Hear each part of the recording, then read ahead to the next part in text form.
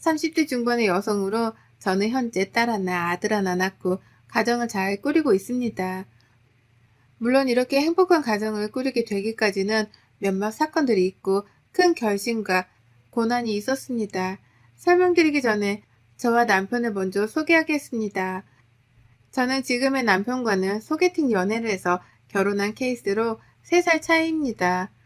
저는 딸 둘 중 둘째로 태어났고 저희 남편은 누나만 5명, 아들 1명인 집안으로 정말 귀한 아들입니다. 그래서 저는 결혼할 때 사실 좀 힘들었습니다. 신우가 5명의 정말 귀한 집안의 아들의 며느리니까 스포트라이트를 한 몸에 받았습니다. 그래도 저는 싹싹하면서도 애교가 많은 성격을 가진 덕에 결혼 준비를 하면서도 시어머니와 신우의 예쁨도 받고 큰 트러블 없이 진행이 되었습니다. 그런데 결혼식을 정하고 식만 앞둔 일주일 전 시어머니가 연락이 왔습니다. 결혼 일주일 전은 보통 모든 걸 다 준비 끝내고 마인드 컨트롤만 하는 시기입니다. 아가, 다 너희를 위한 거니까 지금 당장 예약한 결혼식장 취소하고 내가 지금 알려주는 식장으로 결혼식 날짜 또한 바꿔서 예약해라. 알겠지? 정말 중요한 문제니까 당장 취소하고 지금 알려준 곳으로 알려준 날짜로 바꿔. 알았지? 다짜고짜 갑자기 전화해서는 미리 예약한 결혼식장을 취소하고 결혼식 날짜도 다 이미 나왔고 청첩장까지 나왔는데 한 달 뒤에 날짜로 결혼식 날짜를 바꾸고 결혼식장까지 바꾸라는 통보한 시어머니. 이게 무슨 일인가 싶었습니다. 그리고 저는 그냥 하시는 말씀이겠지 생각하고 취소하지 않고 하루가 지났습니다. 그런데 다시 또 시어머니가 전화를 해오더니 정말 엄청 큰 화를 냈습니다. 너 내 말을 한 귀로 듣고 한 귀로 흘렸니? 당장 그 결혼식장 예약한 거 취소하고 날짜도 바꾸라고 했잖니. 아니 어머니 진짜로 하신 말씀이세요?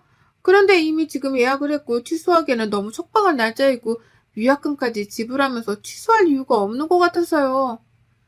얘 봐라. 취소할 이유가 없다니. 우리 아들이 죽게 생겼는데 우리 아들 그날 거기서 결혼하면 2달 안에 죽는다고 했다. 그러니까 네 남편 살리고 싶으면 당장 바꿔라. 내가 지금의 아들을 어떻게 키웠는데. 아니 그게 무슨 말씀이세요 어머님. 혹시 점 보셨어요? 요즘 누가 점을 믿어요. 그러지 마세요 어머님. 지금 취소하면 결혼식장부터 시작해서 하객들에게 다 다시 알려야 하고 신혼여행은 또 어떡해요.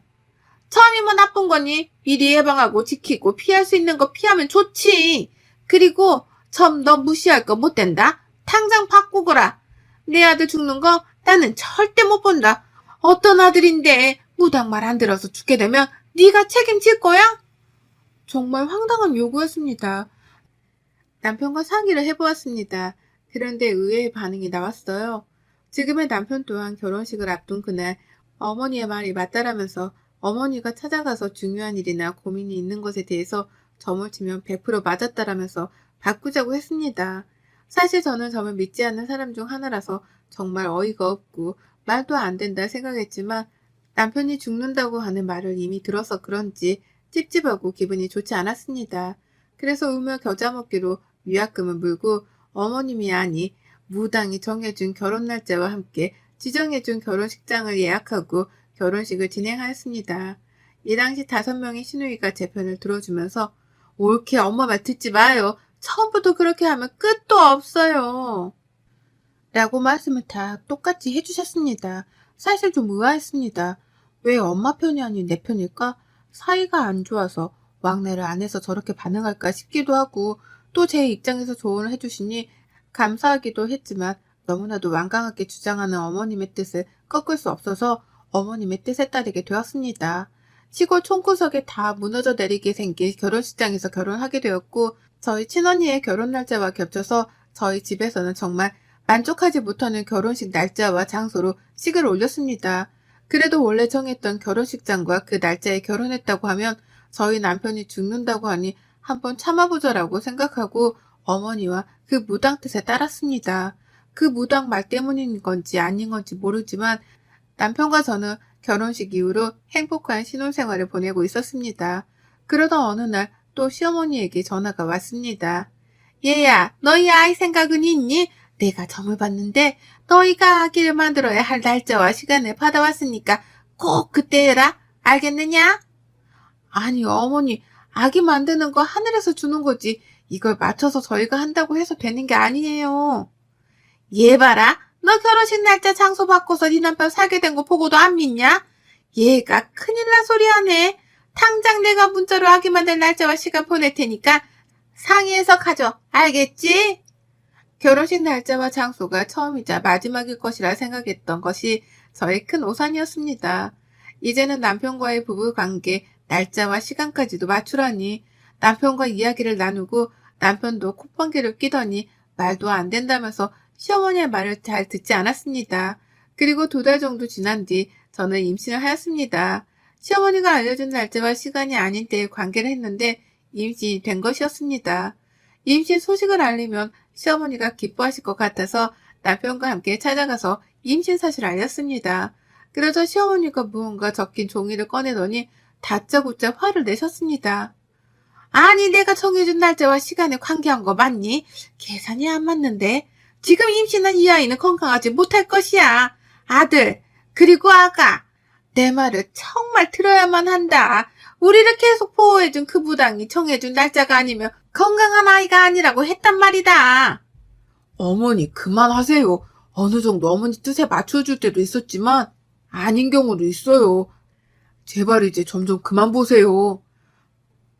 남편도 새 생명 앞에서는 시어머니의 반응이 아니다 싶었는지 처음으로 아들로서 어머니에게 화내는 모습을 보았습니다.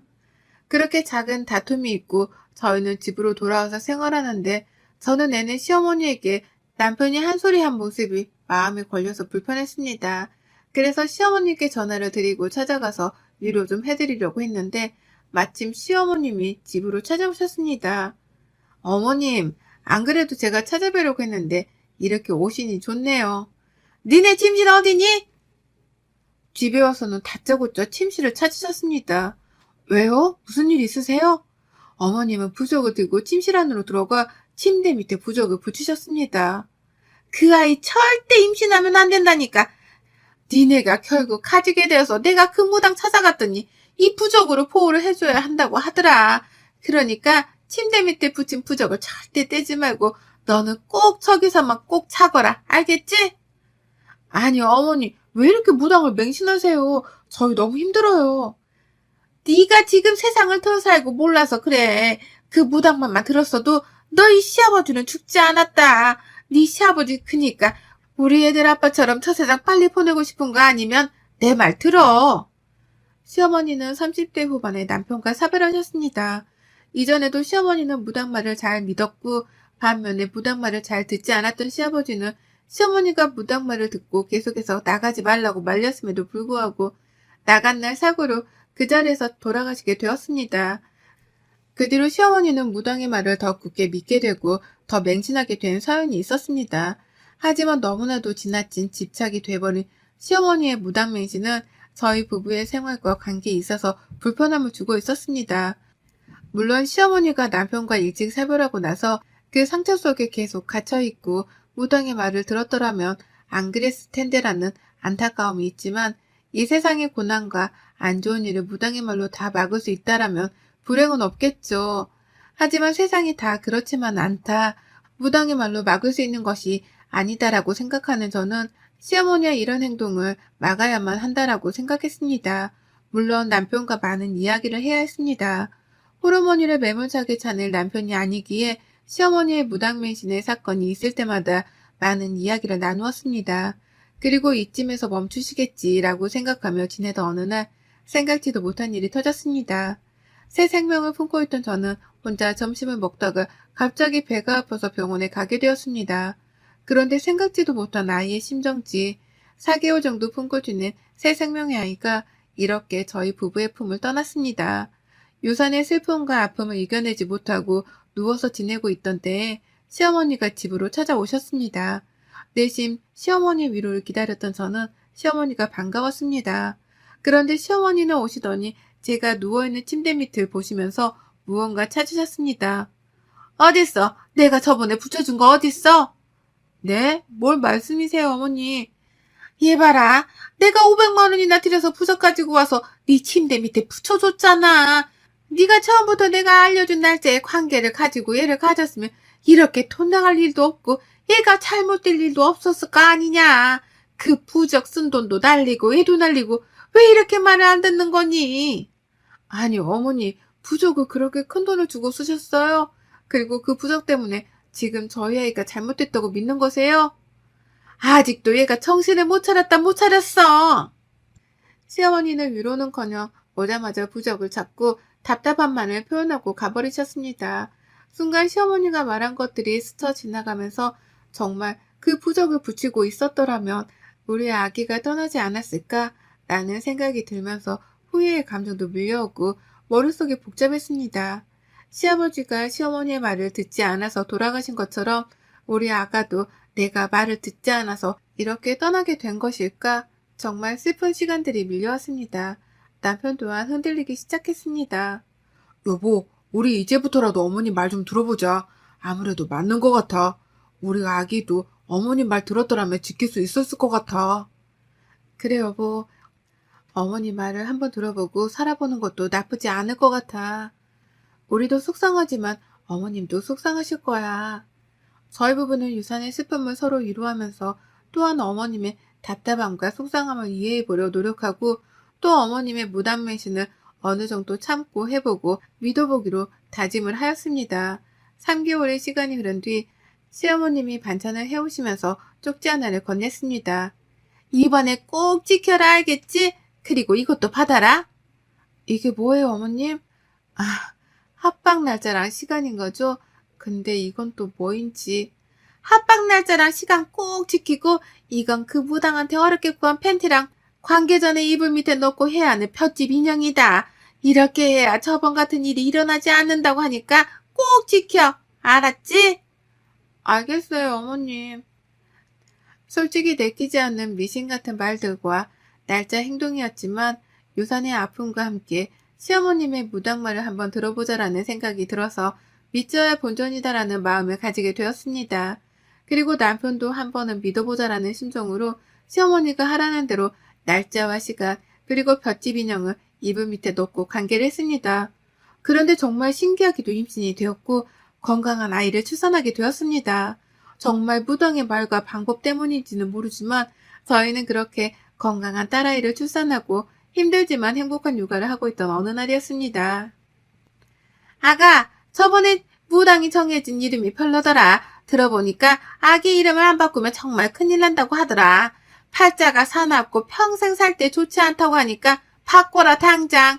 이번에 내가 무당이랑 같이 뽑아본 이름이다. 목록이 여러 개 있지만 나랑 무당이 정한 것은 이 첫 번째, 두 번째니까 오늘 밤까지 정해서 이번 주 내로 변경 신청해라. 갑자기 찾아오셔서 호적에 이미 저번에 무당과 시어머니가 정해준 아이의 이름을 또 바꾸라고 통보를 하셨습니다. 사실 이름을 바꾸라고 말하기 전에도 출산하기 전까지 그리고 출산 후부터 아이 호적 올리는 날 이름 그리고 출산일 아기가 밖에 처음 나가야 하는 날짜와 함께 정말 사소한 것부터 무당에게 다 물어보고 저희에게 지키라고 통보하는 날이 많았습니다. 이날은 이건 아니다 라는 생각이 들었습니다. 저희 부부가 수긍하고 어느 정도 참는 건 이해는 되지만 이제 손녀에게까지 이런 식으로 무단매신의 행동과 말을 강요하게 된다면 큰일 날 것이라는 직감이 들었습니다. 그래서 그 자리에서 시어머니에게 설명을 하면서 이제 그만하시라고 했습니다. 저도 어디서 이런 용기가 나왔는지 모르겠지만 아마 자식을 위한 사랑의 힘 덕분이었던 것 같습니다. 어머니 이제 그만하세요. 저도 어느 정도 어머님과 그 무당분의 말을 들어보고 참고도 해봤지만 아닐 때도 많았고 피곤하고 불안할 때가 많은 것 같아요. 얘가 또 살만하니까 이러네. 가만 보니까 우리 집안에 네가 들어와서 자꾸 문제를 일으키는 것 같다. 아무래도 그 무당 말이 맞는 것 같아. 그 무당이 그러더라. 네가 우리 집안에 잘못 들어왔다고. 우리 서방 데려간 귀신처럼 우리 아들 데려갈 수도 있다고 하더니만 맞네 맞아. 어머니 그 무당한테 바친 돈 이제 감당 안 돼요. 저희도 그만하세요. 어머님은 재력이 어느 정도 있으신 편이었지만 최근에는 손녀딸 사랑으로 무당에서 점을 치고 부적을 쓰느라 돈을 많이 사용하시고 남편에게 얼마씩 타서는 계속 점치면서 부적을 사오고 계셨습니다. 그래서 저희 또한 그 금액을 감당하기가 어려운 상황이었습니다. 이런 상황 속에서 남편이 다행히도 저와 의견이 같았습니다. 우리 엄마 진짜 점점 무당에 미쳐가는 것 같고 이러다가 우리 가정도 문제가 생기겠어. 안 되겠어. 내가 결판을 지어야지. 남편은 고맙게도 시어머니의 무당매신을 병적으로 바라봐 주었고 아니다 싶어서 어머님과 결단을 내려 시댁으로 향했습니다. 물론 저와 같이 갔습니다. 그런데 마침 신일 5명도 함께 와주셨어요. 아니 처년 때문에 우리 새끼들이 지금 다 마음이 편하고 나를 적대시하며 찾아왔어. 아이고 내 팔자야. 이게 무슨 일이야. 여자가 집안에 잘 들어와야 한다더니 이 여우년이 우리 집안 다 사이를 갈라놓고 내 인생을 망쳐놓는다고 하더니 맞네 맞아. 아이고야. 엄마 이제 그만해 진짜로. 내가 이혼하게 된 것도 무당이 점쳐준 날짜가 아니어서가 아니야. 엄마가 무슨 일이 있을 때마다 계속해서 무당의 조언을 갖다 대고 강요해서 질려서 내가 이 서방이랑 갈라서게 된 거지. 그래요 엄마 그만해요. 진짜 올케랑 우리 동생도 이혼하게 만들 거예요? 저 여우년 때문에 우리 아가들이 나를 다 공격하네. 아이고 아들 선택해. 저 여우년이야? 아니면 이 불쌍한 홀어머니냐? 내가 너를 어떻게 키웠는데?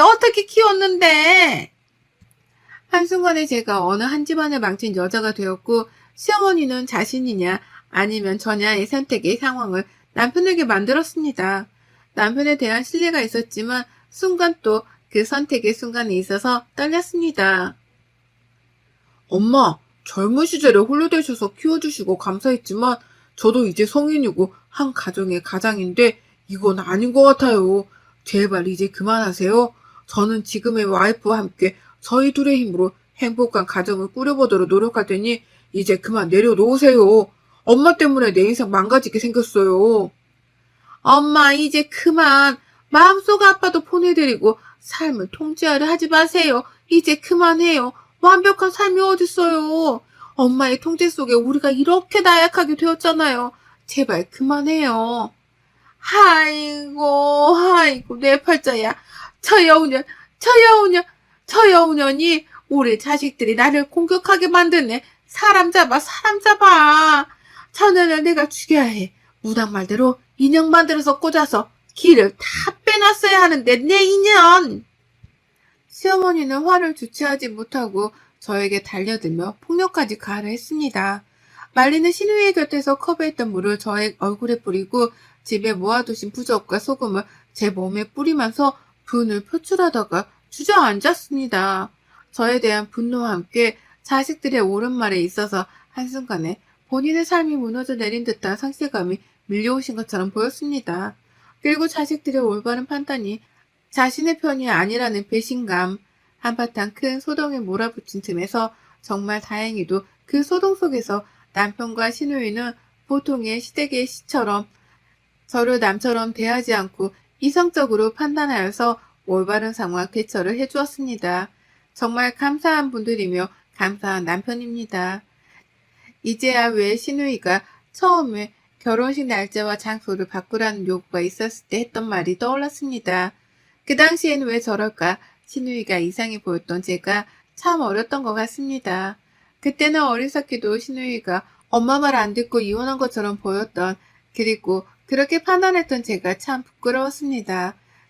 이후로 2~3차례 정도 어머님이 저희 집에 찾아오셔서 소금을 뿌리고 현관 앞에 부적도 붙이고 했지만 절대 마음을 흔들리지 않고 이성적으로 분별하며 상황 대응을 해준 저희 남편과 시누이 5명 덕에 이겨낼 수 있었습니다. 어려운 그때 현재 토끼 같은 딸, 아들과 함께 행복한 가정을 꾸리고 있습니다. 마음 한편에는 시어머니가 홀로 계신 것이 안타깝지만 더 중요한 것이 무엇인지 저희 가족은 알고 있기에 흔들리지 않습니다. 삶 속에서 어려움과 불행이 다 안 좋다고만 할 수는 없습니다.